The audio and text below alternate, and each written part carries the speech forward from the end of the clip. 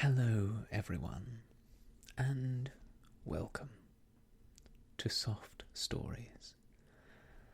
I'm Stratton, and today we are going to be continuing our reading of The Adventures of Sherlock Holmes by Sir Arthur Conan Doyle. This edition edited and with a foreword by Leslie Klinger. Today's story is one which may be familiar to many of you. It's a classic and one that demonstrates the sense of fascination that Conan Doyle seemed to have with the fledgling country of the United States, which, I guess, had been around for more than 100 years since its inception to the point at which Conan Doyle was writing these stories, so perhaps fledgling is a poor choice of word, but younger, certainly, than Conan Doyle's own United Kingdom.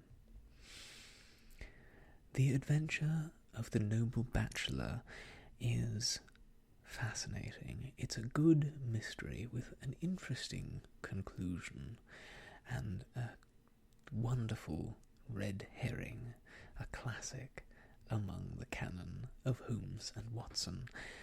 I'll let Mr. Klinger explain in his foreword. Let's dive right in. In The Noble Bachelor, Holmes meets society in the form of Lord Robert St. Simon. St. Simon is something of a fop, and a middle-class British reader must have delighted in Holmes's put-down of the young lord.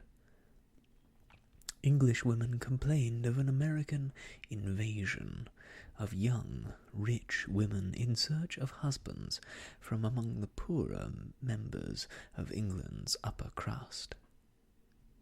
Here, Holmes is asked to trace a vanishing American bride.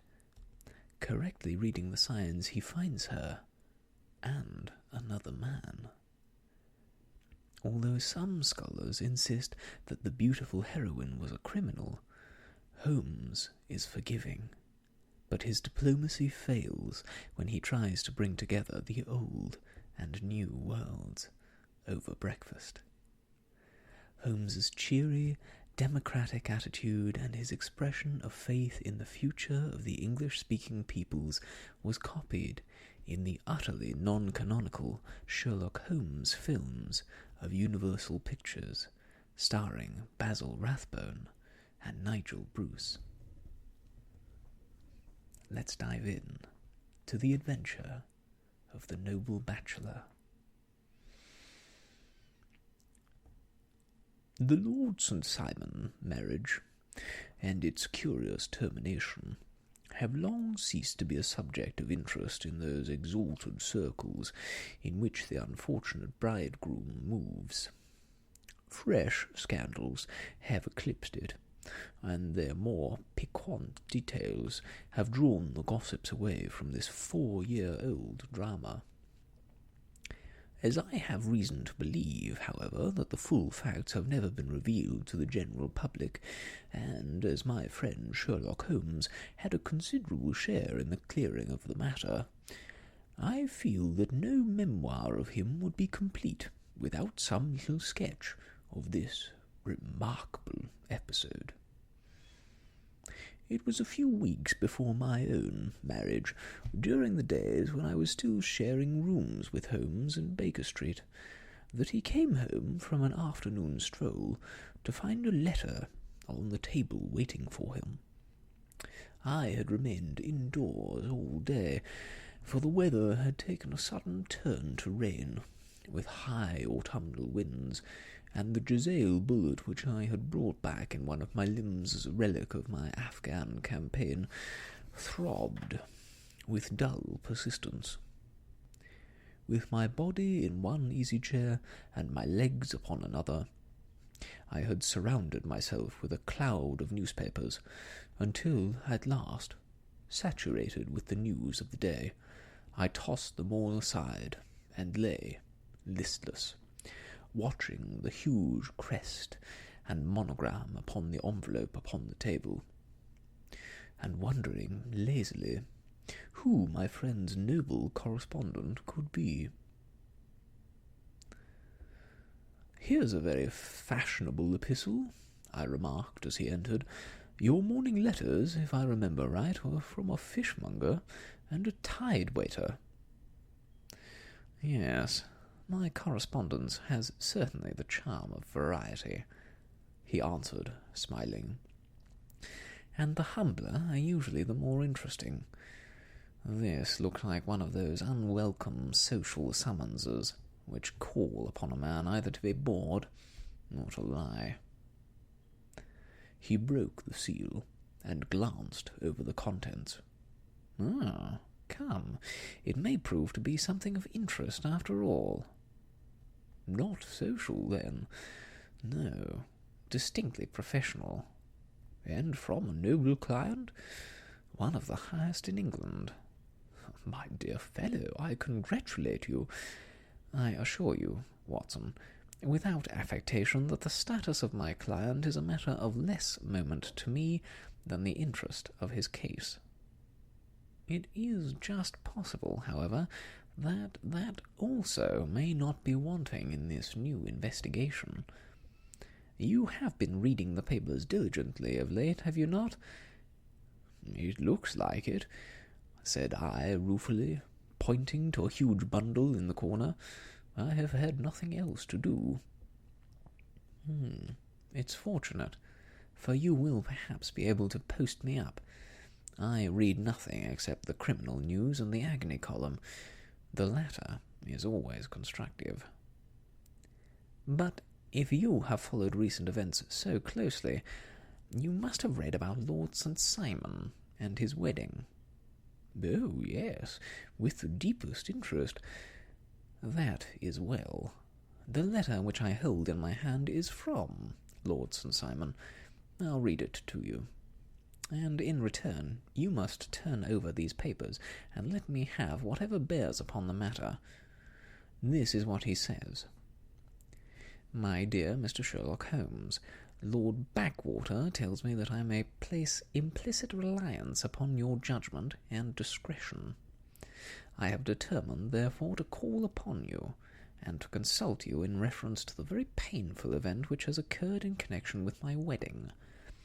Mr. Lestrade of Scotland Yard is acting already in the matter, but he assures me that he sees no objection to your cooperation, and that he even thinks it might be of some assistance.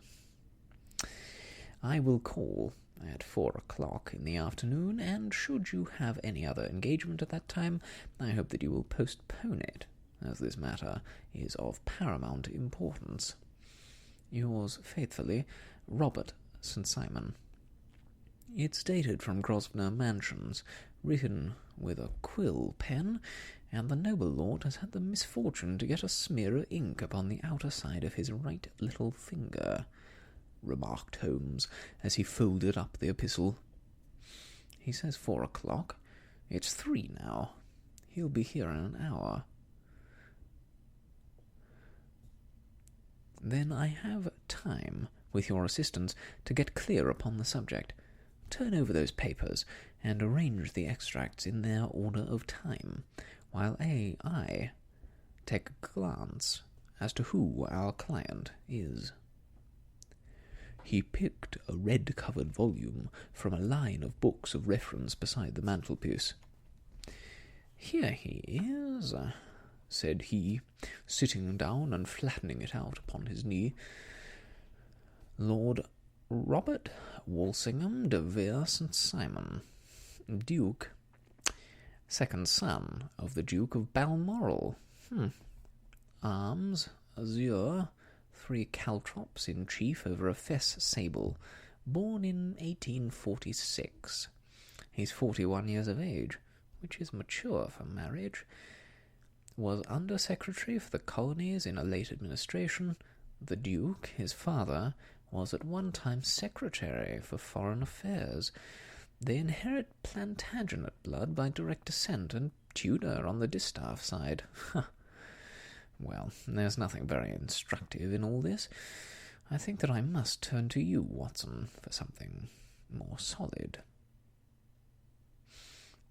I have very little difficulty in finding what I want, said I, for the facts are quite recent, and the matter struck me as remarkable. I feared to refer them to you, however, as I knew that you had an inquiry on hand, and that you disliked the intrusion of other matters. Oh, you mean the little problem of the Grosvenor Square furniture van. That's quite cleared up now, though indeed it was obvious from the first. Pray, give me the results of your newspaper selections. Here's the first notice which I can find. It's in the personal column of the Morning Post, and dates, as you see, some weeks back. A marriage has been arranged, it says, and will, if rumour is correct, very shortly take place, between Lord Robertson Simon, second son of the Duke of Balmoral, and Miss Hattie Duran, the only daughter of Aloysius Duran, Esquire, of San Francisco, California, USA. That's all. Terse and to the point, remarked Holmes, stretching his long, thin legs towards the fire. There was a paragraph amplifying this in one of the society papers of the same week. Here it is. There will soon be a call for protection in the marriage market, for the present free trade principle appears to tell heavily against our home product. One by one, the management of the noble houses of Great Britain is passing into the hands of our fair cousins from across the Atlantic. An important addition has been made during the last week to the list of prizes which have been borne away by these charming invaders. Lord St. Simon, who has shown himself for over 20 years proof against the little god's arrows, has now definitely announced his approaching marriage with Miss Hattie Duran, the fascinating daughter of a California millionaire. Miss Duran, whose graceful figure and striking face attracted much attention at the Westbury House festivities, is an only child, and it is currently reported that her dowry will run to considerably over the 6 figures, with expectancies for the future. As it is an open secret that the Duke of Balmoral has been compelled to sell his pictures within the last few years, and as Lord St. Simon has no property of his own save the small estate of Birchmoor, it's obvious that the Californian heiress is not the only gainer by an alliance which will enable her to make the easy and common transition from a Republican lady to a British title. Anything else? Asked Holmes, yawning. Oh, yes, plenty. There's another note in the Morning Post to say that the marriage would be an absolutely quiet one, that it would be at St. George's, Hanover Square, that only half of a dozen intimate friends would be invited, and that the party would return to the furnished house at Lancaster Gate, which has been taken by Mr. Aloysius Duran. 2 days later, that is on Wednesday last, there's a curt announcement that the wedding had taken place, that the honeymoon would be passed at Lord Backwater's place near Petersfield. Those are all the notices which appeared before the disappearance of the bride. Before the what? Asked Holmes with a start. The vanishing of the lady. When did she vanish, then? At the wedding breakfast. Indeed. This is more interesting than it promised to be. Quite dramatic, in fact. Yes, it struck me as being a little out of the common. They often vanish before the ceremony, and occasionally during the honeymoon, but I cannot call to mind anything quite so prompt as this. Pray, let me have the details. I warn you that they are very incomplete. Perhaps we may make them less so. Such as they are set forth in a single article of a morning paper of yesterday, which I will read to you. It's headed, "Singular Occurrence at a Fashionable Wedding." The family of Lord Roberts and Simon has been thrown into the greatest consternation by the strange and painful episodes which have taken place in connection with his wedding. The ceremony, as shortly announced in the papers of yesterday, occurred on the previous morning, but it is only now that it has been possible to confirm the strange rumours which have been so persistently floating about. In spite of the attempts of the friends to hush the matter up, so much public attention has now been drawn to it that no good purpose can be served by affecting to disregard what is a common subject for conversation. The ceremony, which was performed at St. George's, Hanover Square, was a very quiet one, no one being present save the father of the bride, Mr. Aloysius Doran, the Duchess of Balmoral, Lord Backwater, Lord Eustace, and Lady Clara of St. Simon, the younger brother and sister of the bridegroom, and Lady Alicia Whittington. The whole party proceeded afterwards to the house of Mr. Aloysius Doran at Lancaster Gate, where breakfast had been prepared.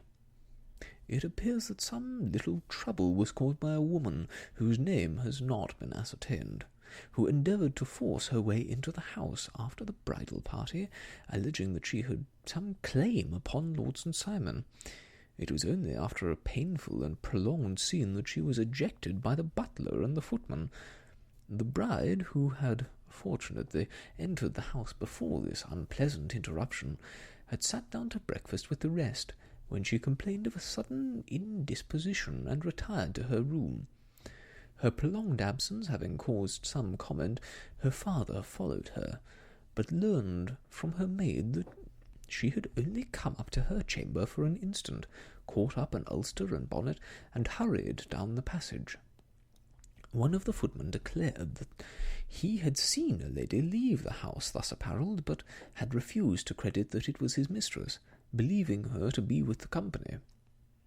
On ascertaining that his daughter had disappeared, Mr. Aloysius Doran, in conjunction with the bridegroom, instantly put themselves into communication with the police, and very energetic inquiries are being made, which will probably result in a speedy clearing up of this very singular business.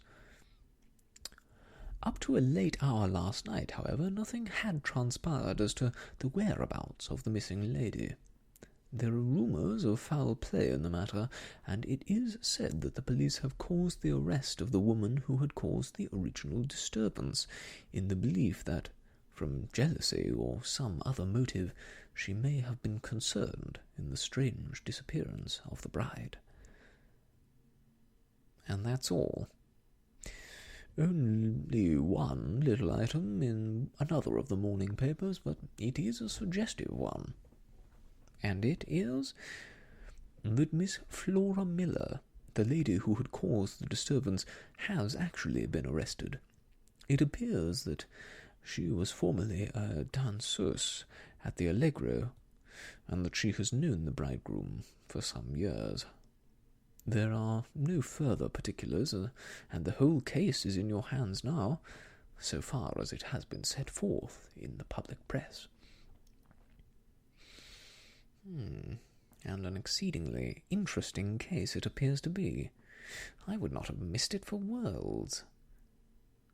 But here is the ring at the bell, Watson, and as the clock makes it a few minutes after 4, I have no doubt that this will prove to be our noble client.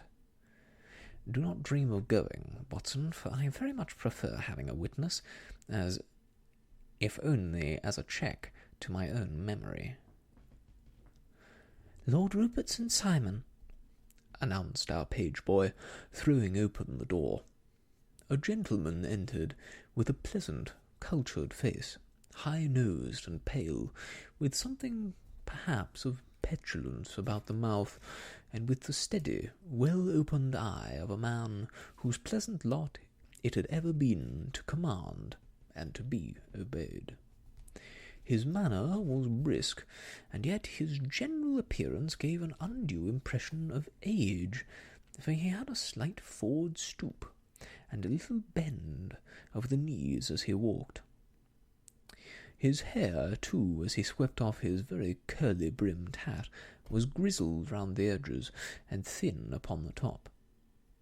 As to his dress, it was careful to the verge of foppishness, with a high collar, black frock coat, white waistcoat, yellow gloves, patent leather shoes, and light-coloured gaiters.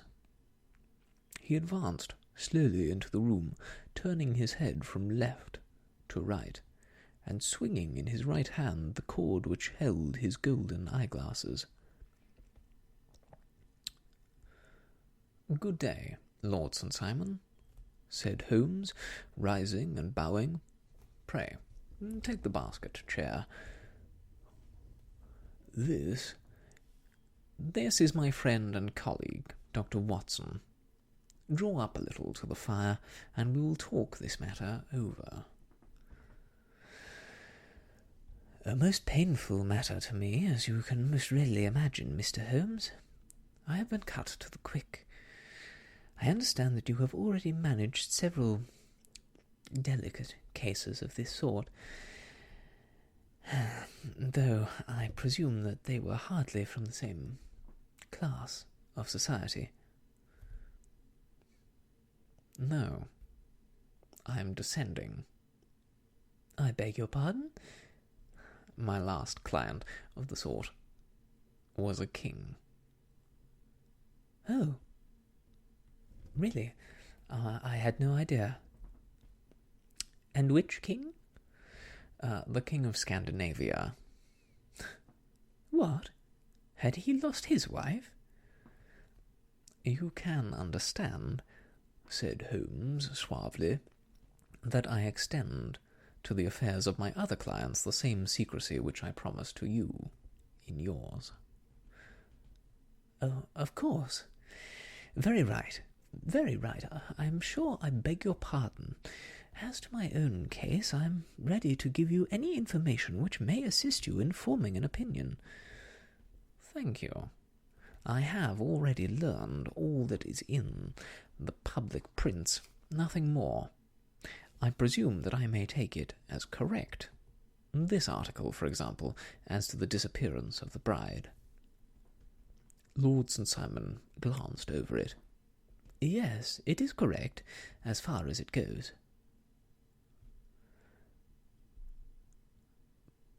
"But it needs a great deal of supplementing before anyone could offer an opinion. I think that I may arrive at my facts most directly by questioning you." "Pray do so." "When did you first meet Miss Hattie Doran?" "In San Francisco, a year ago." "You were travelling in the States?" "Yes." "Did you become engaged then?" "No." "But you were on a friendly footing?" "I was amused by her society, and she could see that I was amused." "Her father is very rich?" "He is said to be the richest man on the Pacific slope." "And how did he make his money?" "In mining. He had nothing a few years ago, then he struck gold, invested it, and came up by leaps and bounds." "Now, what is your own impression as to the young lady's, your wife's, character?" The nobleman swung his glasses a little faster and stared down into the fire. "You see, Mr. Holmes," said he, my wife was 20 before her father became a rich man. During that time she ran free in a mining camp, and wandered through woods or mountains, so that her education has come from nature rather than from the schoolmaster. She is what we call in England a tomboy, with a strong nature, wild and free, unfettered by any sort of traditions. She is impetuous, volcanic, I was about to say. She's swift in making up her mind, and fearless in carrying out her resolutions. On the other hand, I would not have given her the name which I have the honour to bear." He gave a little stately cough. had I not thought her to be, at bottom, a noble woman.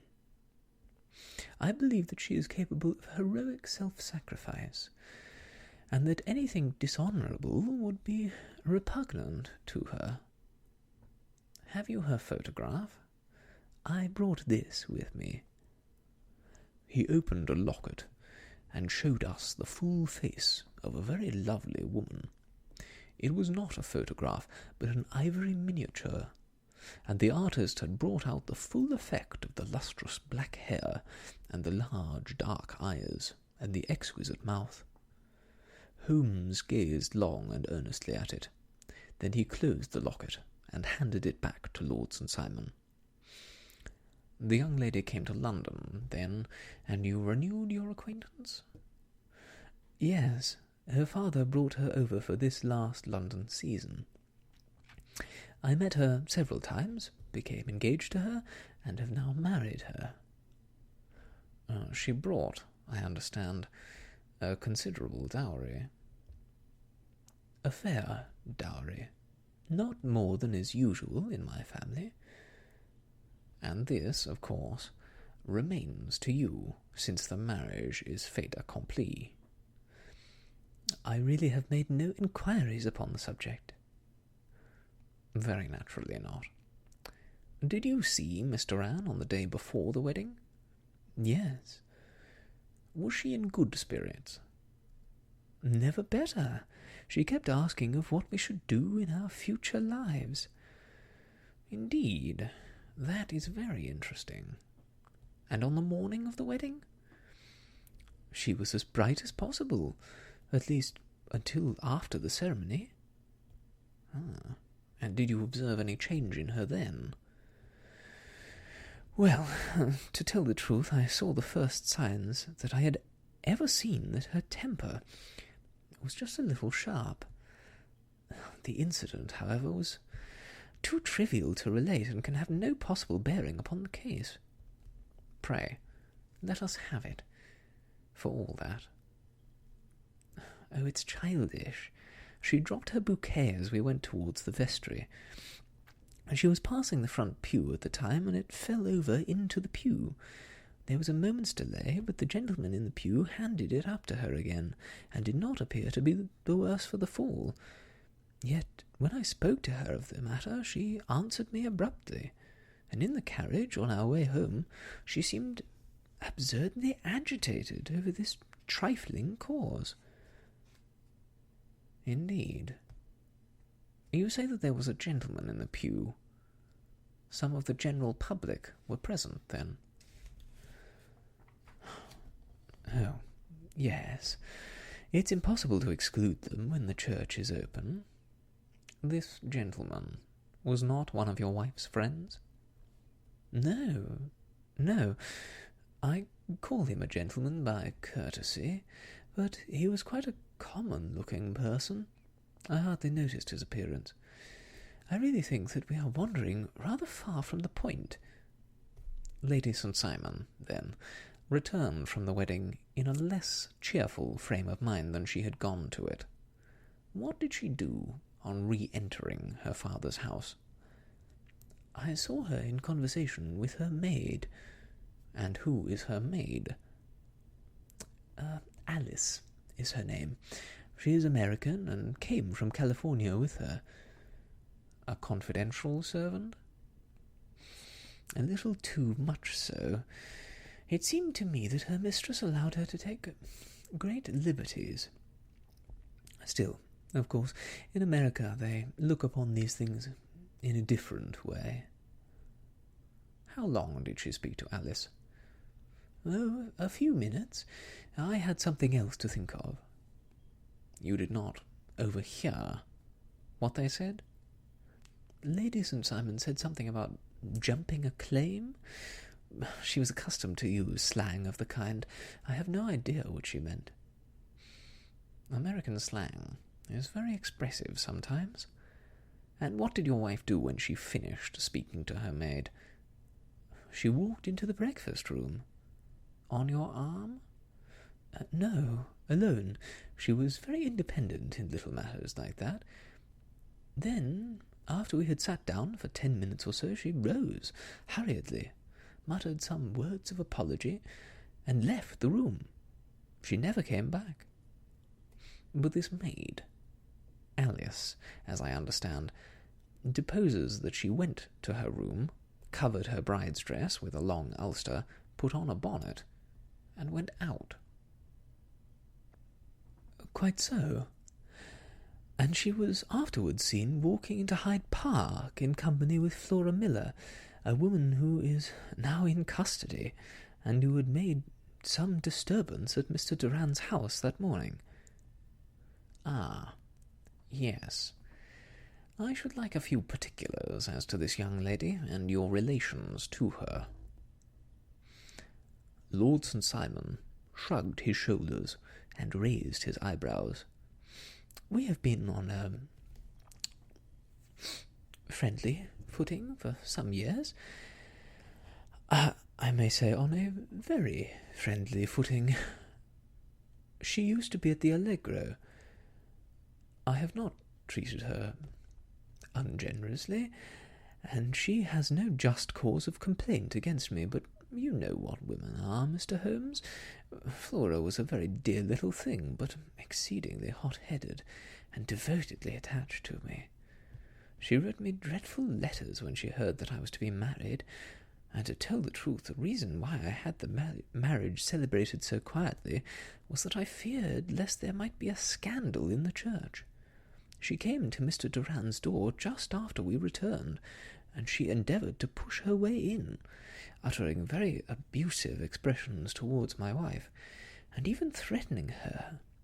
But I had foreseen the possibility of something of the sort, and given instructions to the servants, who soon pushed her out again. She was quiet when she saw that there was no good in making a row. Did your wife hear all this? No, thank goodness she did not. And she was seen walking with this woman afterwards? Yes, that is what Mr. Lestrade of Scotland Yard looks upon as so serious. It is thought that Flora decoyed my wife out and laid some terrible trap for her. Well, it is a possible supposition. You think so too? I did not say a probable one. But you do not yourself look upon this as likely. I do not think Flora would hurt a fly. Still, jealousy is a strange transformer of characters. Pray, what is your own theory as to what took place? Well, really, I came to seek a theory, not propound one. I have given you all the facts. Since you ask me, however, I may say that it has occurred to me as possible that the excitement of this affair, the consciousness that she had made so immense a social stride, had the effect of causing some little nervous disturbance in my wife. In short, that she had become suddenly deranged. Well, really, when I consider what she has turned her back, I will not say upon me, but upon so much that many have aspired to without success, I can hardly explain it in any other fashion. Well, it is certainly a conceivable hypothesis, said Holmes, smiling.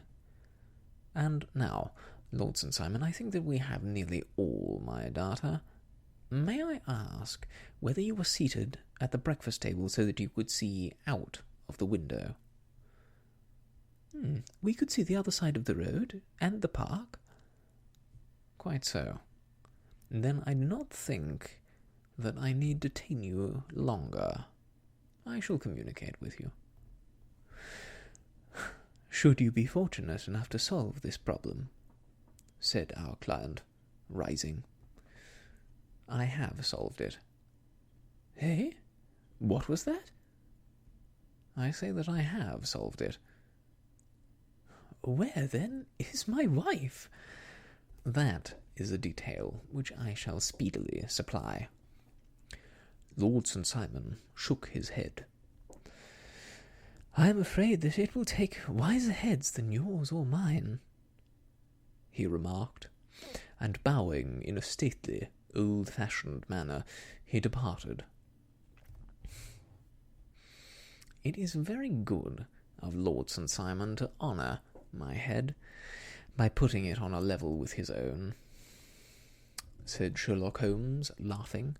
"I think that I shall have a whisky and soda, and a cigar, after all this cross-questioning. I had formed my conclusion as to the case before our client came into the room." "My dear Holmes!" "I've notes of several similar cases, though none, as I remarked before, which were quite as prompt. My whole examination served to turn my conjecture into a certainty. Circumstantial evidence is occasionally very convincing, as when you find a trout in the milk, to quote Thoreau's example." "But I have heard all that you have heard."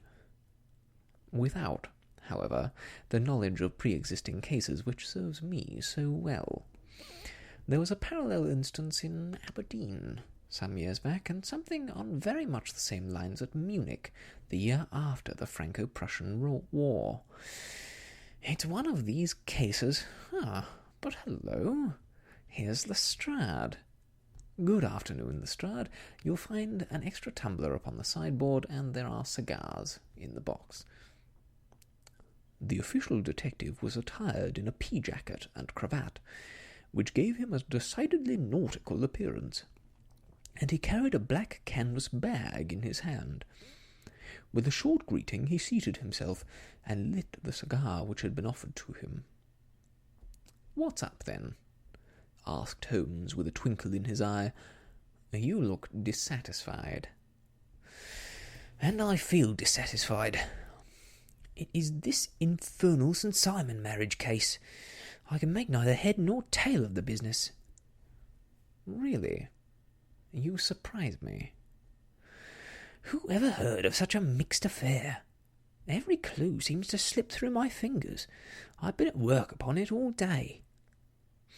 "And very wet it seems to have made you," said Holmes, laying his hand upon the arm of the pea-jacket. "Yes, I've been dragging the Serpentine." "In heaven's name, what for?" "In search of the body of Lady St. Simon." Sherlock Holmes leaned back in his chair and laughed heartily. "Have you dragged the basin of Trafalgar Square fountain?" he asked. "Why? What do you mean?" "Because you have just as good a chance of finding this lady in the one as in the other." Lestrade shot an angry glance at my companion. "I suppose you know all about it," he snarled. "Well, I have only just heard the facts, but my mind is made up." "Oh, indeed. You think the Serpentine plays no part in the matter?" "I think it very unlikely." "Then, perhaps, you will kindly explain how it is that we found this in it."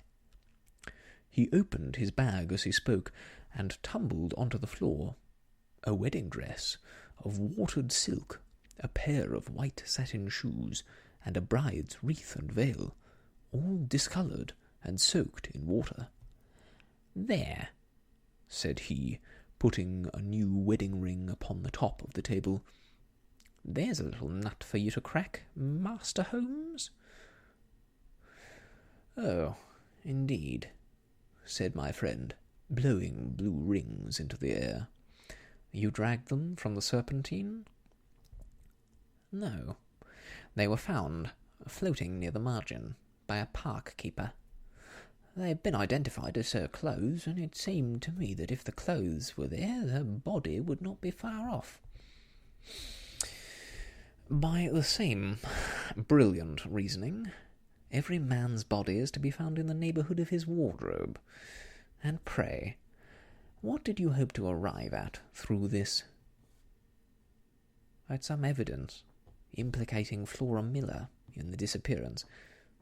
I am afraid that you will find it difficult." "Are you indeed, now?" cried Lestrade, with some bitterness. "I'm afraid, Holmes, that you are not very practical with your deductions and your inferences. You have made 2 blunders in as many minutes. This dress does implicate Miss Flora Miller." "And how?" "In the dress is a pocket. In the pocket is a card case. In the card case is a note. And here is this very note." He slapped it down upon the table in front of him. "Listen to this. 'You will see me when all is ready. Come at once. F.H.M.'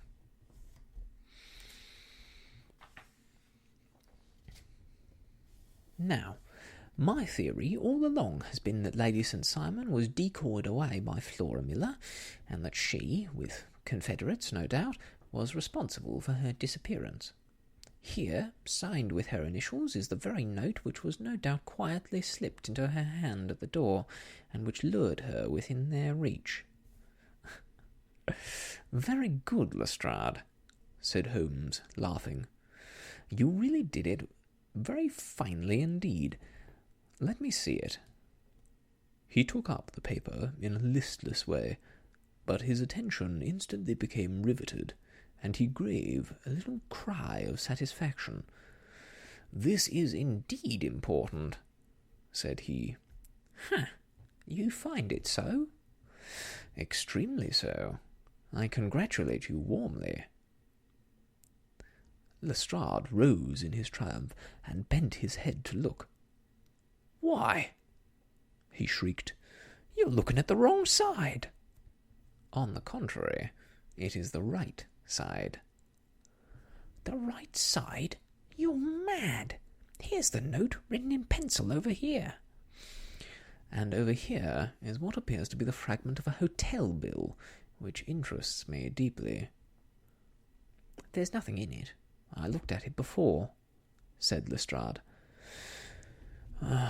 "October 4th, rooms 8 shilling, breakfast 2 shillings 6pence, cocktail 1 shilling, lunch 2 shillings 6pence, glass of sherry 8pence. I see nothing in that." "Very likely not. It is most important, all the same. As to the note, it is important also, or at least the initials are, so I congratulate you again." "I've wasted enough time," said Lestrade, rising. "I believe in hard work, and not in sitting by the fire spinning fine theories. Good day, Mr. Holmes, and we shall see which gets to the bottom of the matter first." He gathered up the garments, thrust them into the bag, and made for the door. "Just one hint to you, Lestrade," drawled Holmes before his rival vanished. "I will tell you that the true solution of the matter, Lady St. Simon, is a myth. There is not, and there never has been, any such person." Lestrade looked sadly at my companion. Then he turned to me, tapped his forehead 3 times, shook his head solemnly, and hurried away. He had hardly shut the door behind him when Holmes rose and put on his overcoat. "There is something in what the fellow says about outdoor work," he remarked. "So I think, Watson, that I must leave you to your papers for a little." It was after 5 o'clock when Sherlock Holmes left me, but I had no time to be lonely, for within an hour there arrived a confectioner's man with a very large flat box. This he unpacked with the help of a youth whom he had brought with him, and presently, to my very great astonishment, a quite Epicurean little cold supper began to be laid out upon our humble lodging-house mahogany. There were a couple of brace of cold woodcock, a pheasant, a pâté de foie gras pie, with a group of ancient and cobwebby bottles. Having laid out all of these luxuries, my 2 visitors vanished away, like the genii of the Arabian Nights, with no explanation save that the things had been paid for, and were ordered to this address. Just before 9 o'clock, Sherlock Holmes stepped briskly into the room. His features were gravely set, but there was a bright light in his eye which made me think that he had not been disappointed in his conclusions. "Ah, they've laid the supper, then," he said, rubbing his hands. "You seem to expect company. They've laid for 5. "Yes, I fancy we may have some company dropping in," said he. "I'm surprised that Lord St. Simon has not already arrived. Ah, I fancy that I hear his step now upon the stairs. It was indeed our visitor of the afternoon who came bustling in, dangling his glasses more vigorously than ever, and with a very perturbed expression upon his aristocratic features." "My messenger reached you, then?" asked Holmes. "Yes, and I confess that the contents startled me beyond measure. Have you good authority to what you say?" "The best possible." Lord St. Simon sank into a chair and passed his hand over his forehead. "What will the Duke say," he murmured, "when he hears that one of the family has been subjected to such a humiliation?" "It's the purest accident. I cannot allow that there is any humiliation." "Ah, but you look on these things from another standpoint." "I fail to see that there is anyone to blame. I can hardly see how the lady could have acted otherwise, though her abrupt method of doing it was undoubtedly to be regretted. Having no mother, she had no one to advise her at such a crisis." "It was a slight, sir, a public slight," said Lord St. Simon, tapping his finger upon the table. "You must make allowance for this poor girl, placed in so unprecedented a situation." "I will make no allowance. I am very angry indeed, and I have been shamefully used." "Ah, I think that I heard a ring," said Holmes. "Yes, there are steps on the landing. If I cannot persuade you to take a lenient view of the matter, Lord St. Simon, I have brought an advocate here who may be more successful." He opened the door and ushered in a lady and a gentleman. "Lord St. Simon," said he, "allow me to introduce to you Mr. and Mrs. Francis Hay Moulton. The lady, I think, you have already met." At the sight of these newcomers, our client had sprung from his seat and stood very erect, with his eyes cast down and his hand thrust into the breast of his frock coat, a picture of offended dignity. The lady had taken a quick step forward and had held out her hand to him, but he still refused to raise his eyes. It was as well for his resolution, perhaps, for her pleading face, which was one that was hard to resist. "You're angry, Robert," said she. "Well, I guess you have every cause to be." "Pray, make no apology to me," said Lord St. Simon bitterly. "Oh, yes, I know that I've treated you real bad, and that I should have spoken to you before I went. But I was kind of rattled, and from the time when I saw Frank here again, I just didn't know what I was going to do or say. I only wonder that I didn't fall down and do a faint right there before the altar." Perhaps, Mrs. Moulton, you would like my friend and me to leave the room while you explain this matter." "If I may give an opinion," remarked the strange gentleman, "we've had just a little too much secrecy over this business already. For my part, I should like all Europe and America to hear the rights of it." He was a small, wiry, sunburnt man, with a sharp face and alert manner. "Then I'll tell our story right away," said the lady. "Frank and I met here in 81, in Macquare's camp near the Rockies, where Pa was working a claim. We were engaged to each other, Frank and I, but then one day Father struck a rich pocket and made a pile, while poor Frank here had a claim that petered out and came to nothing. The richer Pa grew, the poorer was Frank, so at last Pa wouldn't hear of our engagement lasting any longer, and he took me away to Frisco. Frank wouldn't throw up his hand, though, so he followed me there, and he saw me without Pa knowing anything about it. It would only have made him mad to know, so we just fixed it all up for ourselves. Frank said that he would go and make his pile too, and never come back to claim me until he had said as much to Pa. So then I promised to wait for him till the end of time, and pledged myself not to marry anybody else while he lived. "Why shouldn't we be married right away then?" said he, "and then I will feel sure of you, and I won't claim to be your husband until I come back."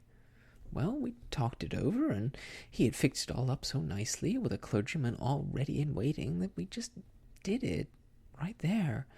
And then Frank went off to seek his fortune, and I went back to Pa. The next I heard of Frank was that he was in Montana, and then he was prospecting into Arizona, and then I heard of him from New Mexico. After that came a long newspaper story about how a miners' camp had been attacked by Apache Indians, and there was my Frank's name among the killed. I fainted dead away, and I was sick for months after. Pa thought I had a decline, and took me to half the doctors in Frisco. Not a word of news came for a year and more, so that I never doubted that Frank was really dead.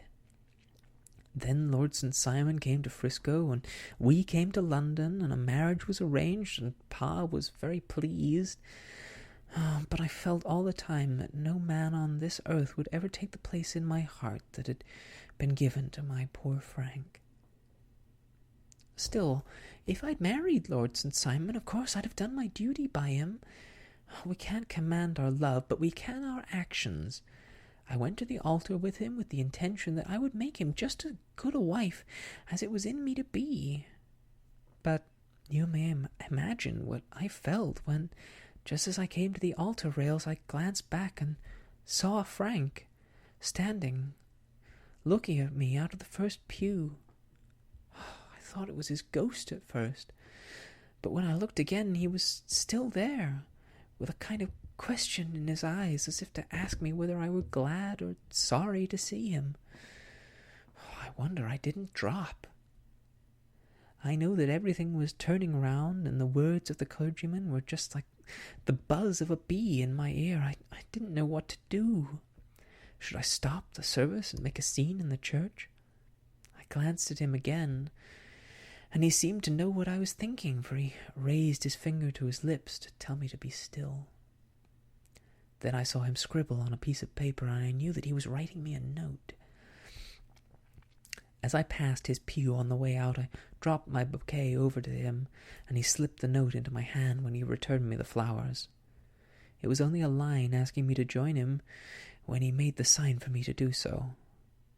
Of course, I never doubted for a moment that my first duty was now to him, and I determined to do just whatever he might direct.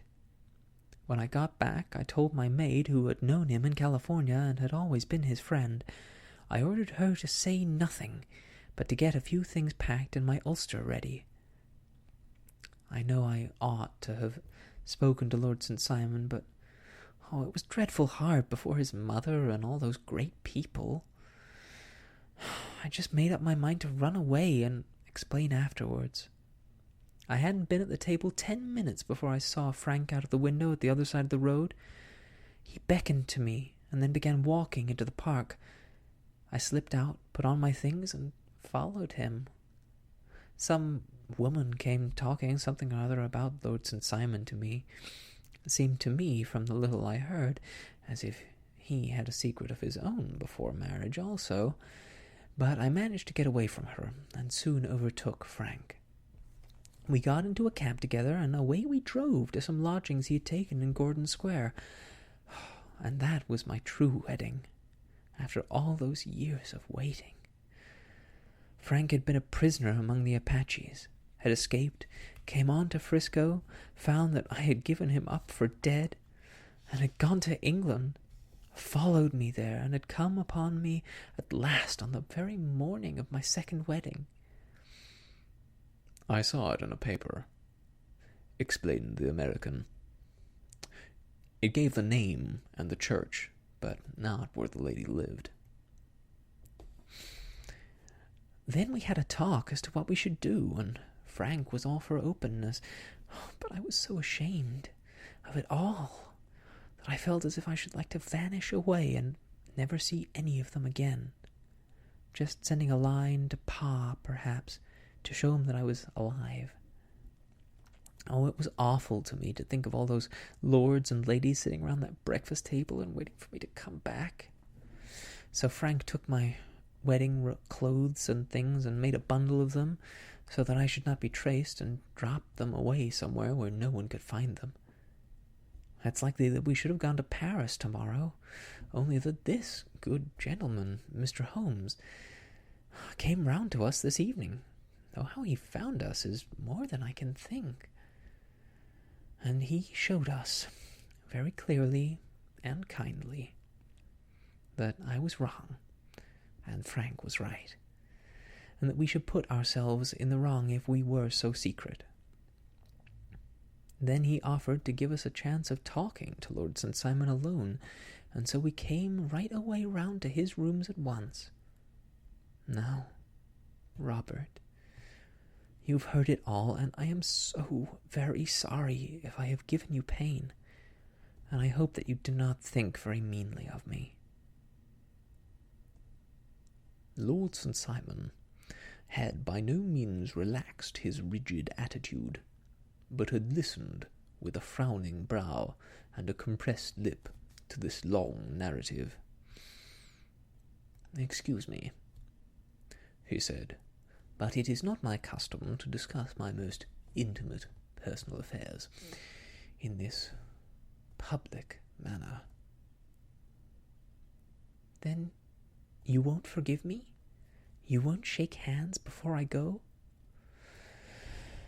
"Oh, certainly, if it would give you any pleasure."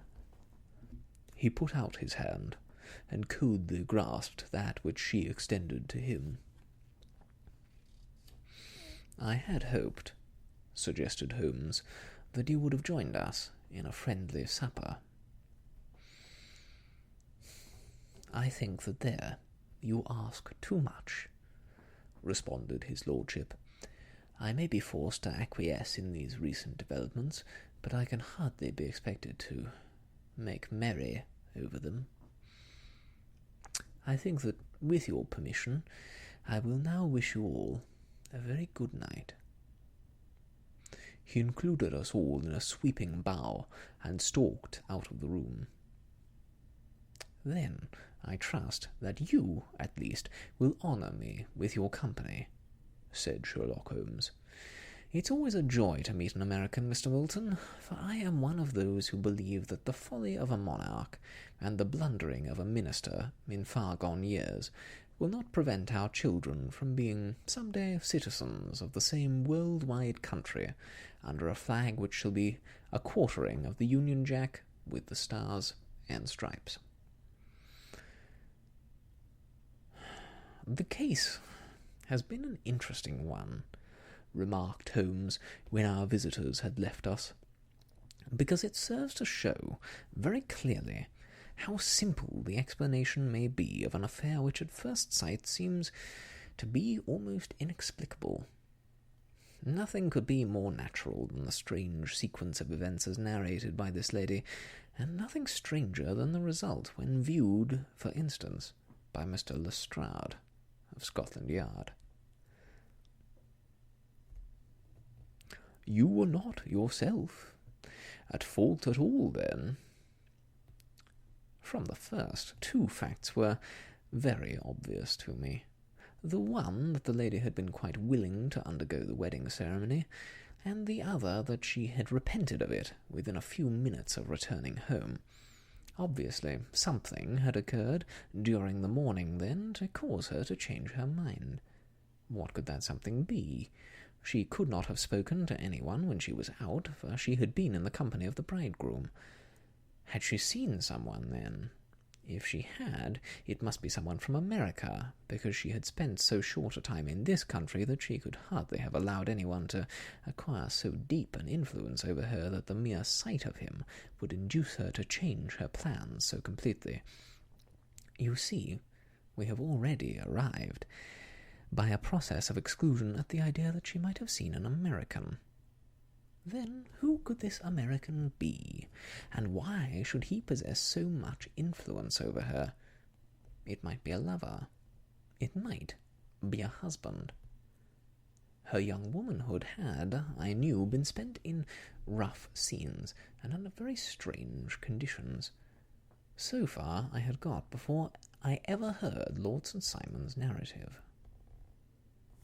When he told us of a man in a pew, of the change in the bride's manner, of so transparent a device of obtaining a note as the dropping of a bouquet, of her resort to her confidential maid, and of her very significant allusion to claim-jumping, which, in miners' parlance, means taking possession of that which another person has a prior claim to, the whole situation became absolutely clear. She had gone off with a man, and the man was either a lover or was a previous husband, the chances being in favour of the latter.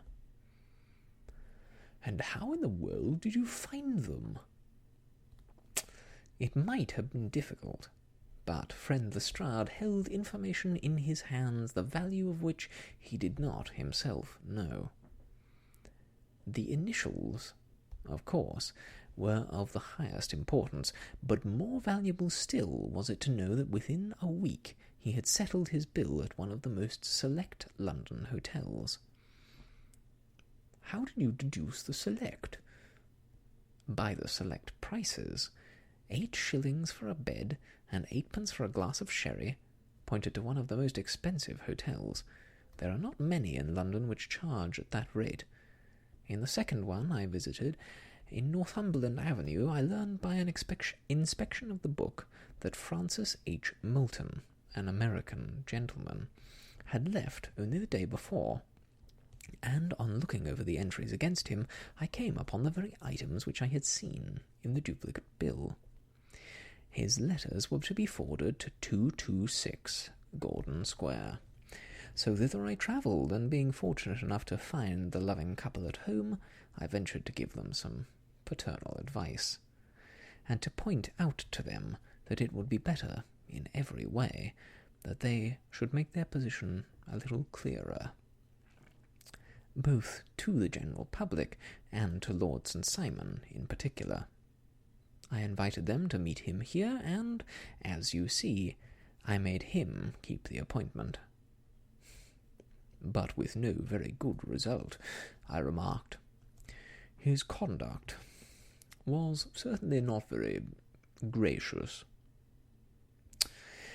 "Ah, Watson," said Holmes, smiling, "perhaps you would not be very gracious either, if, after all the trouble of wooing and wedding, you found yourself deprived in an instant of wife and of fortune.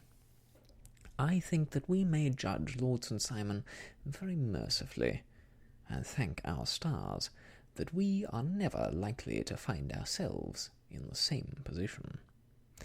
Draw your chair up and hand me my violin, for the only problem we have still to solve is how to while away these bleak autumnal evenings." And there we end this story in the adventures of Sherlock Holmes, the adventure of the noble bachelor. A fun one, wasn't it? I hope you enjoyed it, and I hope that you will look forward to the next story that we will read together on Soft Stories. I'll see you soon, but until that time, I wish you all the best, and goodbye.